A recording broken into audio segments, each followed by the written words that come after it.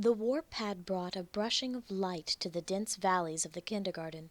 It faded instantaneously, and the surroundings bled back to thick black monoliths. The air was cold, the wind fluid. Connie clicked on her flashlight. The circle of light formed on the far canyon wall. It contoured to the granite, but left it black and dim at such a distance.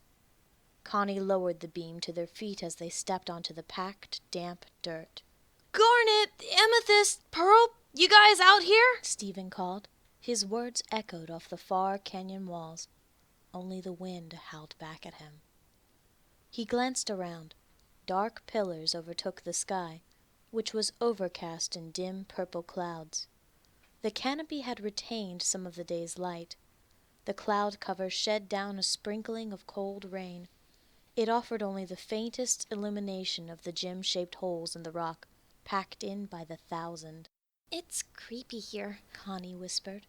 She swung the flashlight around, which beveled shadows and caught on glimmering mineral deposits. "And cold. Would Garnet, Amethyst, and Pearl really be scouting here at night?" Stephen thought about this. "Well, Pearl has a flashlight thingy on her head. We should look for that." He scaled his way down the clump of earth housing the warp pad. "Pearl, Amethyst, if you guys are lost, the warp pad is over here." He stepped in the direction of the cluster experiments. Only the thick warble of the wind answered him. "Ruby? Sapphire? Is anybody out here?" Would they have gone somewhere else? Would they have gone far? Connie spun with the flashlight. She paused at the distant creaking of metal limbs. Stephen turned with her, finding the flashlight beam frozen on the tall, dark corpse of a gem injector. Its spider-like limbs dug into the granite wall. Its head glinted in the harsh light. "I don't know where else they'd go," Stephen answered, mouth open and head angled up to the injector. He opened his hand, palm upturned, and focused instead on that. He clenched his teeth and tensed his wrist, letting out a single proud laugh when a pink bubble burst to life above his palm. It scattered a thin pink glimmer on the ground. "Look, I've got a flashlight too." "You can't really see much with it." Connie gave another few futile swings of the flashlight. Her patched-up vision was useless in the dark. "Maybe we should come back in a few hours when it's light. Sunrise is at 8:38 tomorrow morning. My mom keeps track." "Wait, stop!" Stephen stuck up the hand clenching the chips, pointing out into the inky blackness with his bubbled one. "Swing the flashlight back over there again. I saw something." "Saw what?" Connie asked hesitantly, as she adjusted the beam. "Something glittery." Stephen took off in the direction of the beam, Connie bounding behind with thick slaps of her boots on the sodden ground. She tensed as she saw the flashlight return a flicker of brightness. Stephen collapsed onto his knees and hastily wiped away the wet grime that had flowed down the canyon side in the rain. He pulled a faceted, hand-sized object out of the ground. It sparkled lavender in the flashlight's beam. "Amethyst," Stephen said. "That's amethyst?" Connie asked. She ran the flashlight around the surrounding area. Stephen flipped the gem over and ran his fingers along the surface. I don't feel any cracks. I think she's okay." "But where's the rest of her?" Connie asked, voice cracking. "Oh." Stephen turned up the hem of his shirt. He placed Amethyst's gem in the makeshift pouch. "I guess you've never seen... When a gem gets hurt really bad, they can poof back inside their gem and heal. I think she's okay as long as the gem isn't damaged." He abandoned the chips in the mud and used that hand to hold his shirt pouch shut. Stephen stood. He pulled his shirt hem closer and stuck his bubbled hand out. The pink bubble expanded its radius and swamped the two of them in a pale rosy light. It lit up the gentle sheets of rain falling from the sky, which dashed at sharp angles with the wind. "Pearl and Garnet wouldn't have left Amethyst behind like this. They've got to be around here somewhere." "Do you think the same thing happened to them?" Connie asked quietly. "Do you think whatever did it is still here?" "I don't know." Stephen swept his hand over the ground. "We need to listen and be careful. But we've got the sword and the shield." He thumped his pink-bubbled hand against his stomach. "So whatever it is, I bet we can take 'em." Wait, I saw something. Connie pulled up the hem of her nightgown, bounding off in slapping boots. She crouched on her haunches, hand brushing away the damp earth. Her wet bangs fell over her eyes. It's a blue gem. That's sapphire, Stephen called back. And that's gotta mean... Stephen ran to her side. His feet churned up mud, which slowly coated the back of his legs.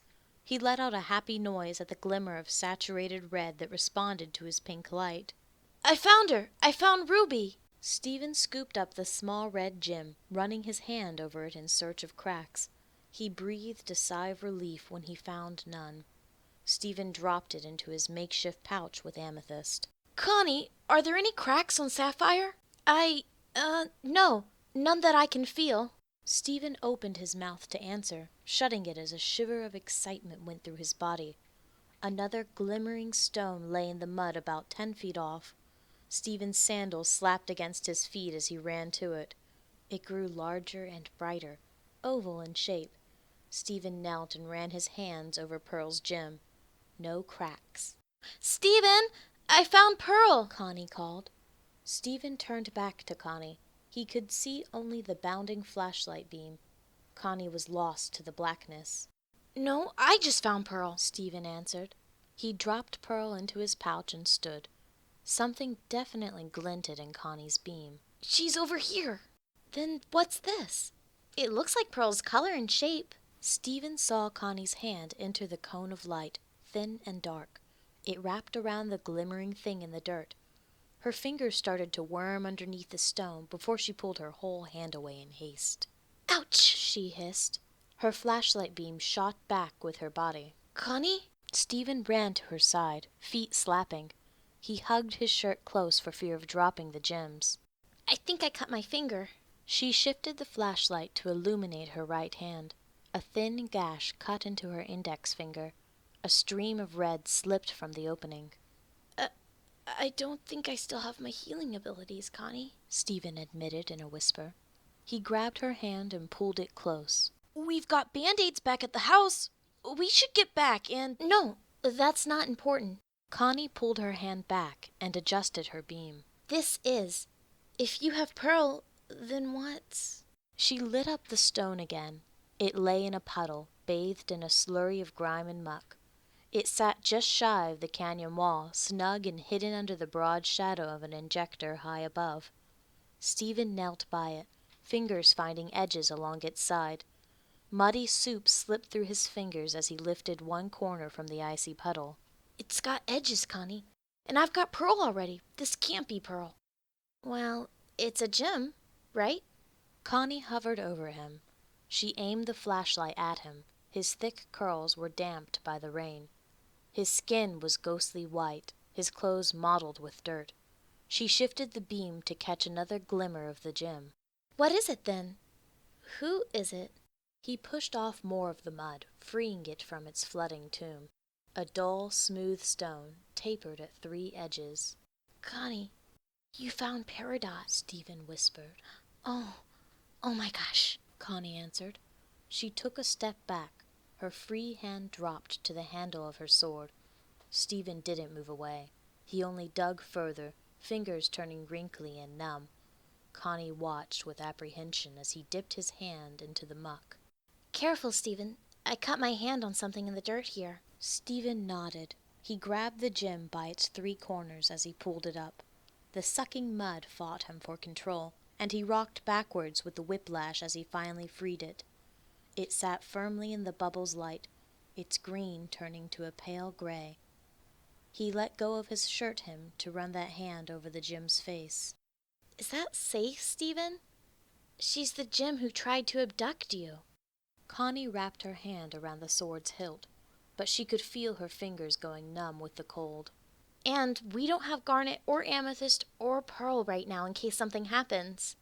It's safe, Stephen answered. He sat on his haunches, hand roving over the gem's surface. And I know why you cut yourself. Stephen pushed himself to his feet. His left hand was back to holding the shirt hem closed, but he cradled the gem on his right palm.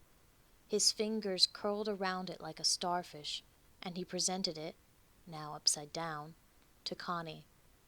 She leaned inward, flashlight beam roving over its surface. Oh. Connie answered quietly. The back face was speckled with mud, duller in the light than the other gems had been, and right down the center ran a long, deep, irregular gouge. It cracked almost straight through, and the visible inside of the gem was filled with jagged splinters. Our gem's been cracked. Stephen lowered it into Connie's hands and took to pawing about in the dirt for shards. That's good, though, isn't it? Connie prompted. She stared down at the shattered thing in her hand. She's been trying to hurt you guys. She tried to kill you guys. She's the reason the gems were so worried. Her mouth twisted with uncertainty. A rock, just a broken rock in her hands. It means the crystal gems were winning, doesn't it? Stephen still sifted in the dirt for pieces. His hand froze as it connected with something. He rubbed away the dirt, burying it, revealing a glimmering thing much too large to be a gem shard. He lifted a dented gem destabilizer from the muck. Its bronze prongs were bent at odd angles. A shiver of electricity ran down its spine. Garnet, split in two, Stephen remembered with a shudder. Should we? Connie lost her voice, eyes to Stephen's back. Stephen stood, dropped the destabilizer, and broke it under his foot. He turned back to Connie and eased open the top of his pouch. The gems inside clinked against one another. The noise reverberated in the dense canyon network. He approached Connie, who shivered violently in her thin night dress. "Connie, give me Sapphire, please." Oh, okay. She shifted the flashlight to the crook of her elbow to free the gem smothered in her grip. She angled her body toward Stephen and dropped it into his open palm. He lowered the blue gem into his pouch with the others. Connie looked to the pale green gem still clenched in her left hand. And her? What should we do with her? Gently, Stephen took her hand and eased the cracked gem from her grasp. She's hurt, Connie. She's hurt and she's all alone. And she's probably really scared. Stephen's hand vanished inside his pouch, depositing the half-destroyed gem with the others he cradled. So we're gonna help her.